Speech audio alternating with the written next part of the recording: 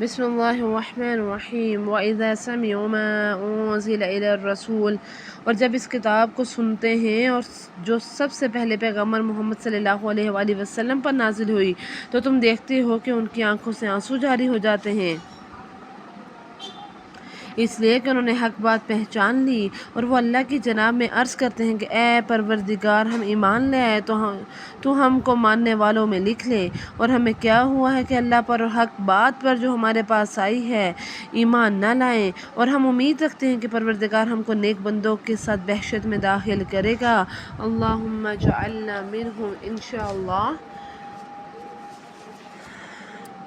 تو اللہ نے ان کو اس کہنے کے عوض بہشت کے باغ عطا فرمائے جن کے نیچے نہریں بہہ رہی ہیں، وہ ہمیشہ ان میں رہیں گے، اور نیکوکاروں کا یہی صلہ ہے۔ اور جن لوگوں نے کفر کیا اور ہمارے آیتوں کو جھٹلایا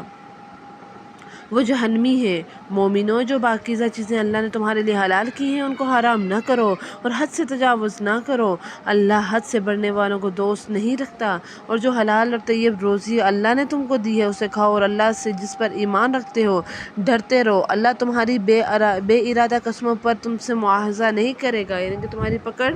نہیں کرے گا، لیکن پختہ قسموں پر جن کے خلاف کرو گے مواخذہ کرے گا، اور اس کا کفارہ 10 محتاجوں کو اوسط درجے کا کھانا کھلانا ہے۔ ہم بے جھجک قسمیں کھاتے ہیں، وعدے کرتے ہیں، لیکن ہم آج کے دور میں نہ قسموں کو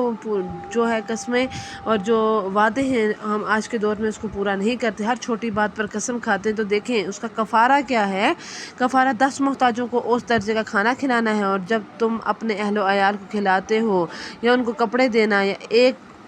جو تم اپنے اہل عیال کو کھلاتے ہو ان کو کپڑے دینا، یا ایک غلام آزاد کرنا، اور جس کو یہ میسر نہ ہو وہ 3 روزے رکھے، یہ تمہاری قسموں کا کفارہ ہے۔ جب تم قسم کھا لو اور اسے توڑ دو، اور تم کو چاہیے کہ اپنی قسموں کی حفاظت کرو، اس طرح اللہ تمہارے سمجھانے کے لیے اپنی آیتیں کھول کر بیان فرماتا ہے تاکہ تم شکر ادا کرو۔ اے ایمان والو، شراب اور جوا اور بت اور پانسے، یہ سب ناپاک کام اعمال شیطان سے ہیں، سو ان سے بچتے رہنا تاکہ نجات پاؤ۔ بے شک شیطان تو یہ چاہتا ہے کہ شراب اور جوئے کے سبب تمہارے آپس میں دشمنی اور رنجش ڈلوا دے، اور تمہیں اللہ کی یاد سے اور نماز سے روک دے، تو تم کو ان کاموں سے باز رہنا چاہیے۔ اللہ تعالیٰ نے یہاں پہ پورے زندگی کے طریقے بتا دیے، اور اللہ کی نافرمان برداری اور رسول صلی اللہ علیہ وآلہ وسلم کی اطاعت کرتے رہو اور ڈرتے رہو، اور منہ پھیرو گے تو جان رکھو کہ ہمارے پیغمبر صلی اللہ علیہ وآلہ وسلم کے ذمہ تو صرف پیغام کا کھول کر پہنچا دینا ہے۔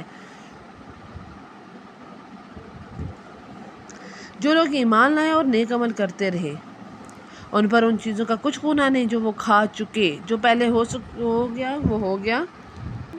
جبکہ انہوں نے پرہیز کیا اور ایمان لائے اور نیک کام کیے، پھر پرہیز کیا اور ایمان لائے اور پھر پرہیز کیا اور نیکوکاری کی، اللہ نیکوکاروں کو دوست رکھتا ہے۔ جزاک اللہ خیرا کثیرا۔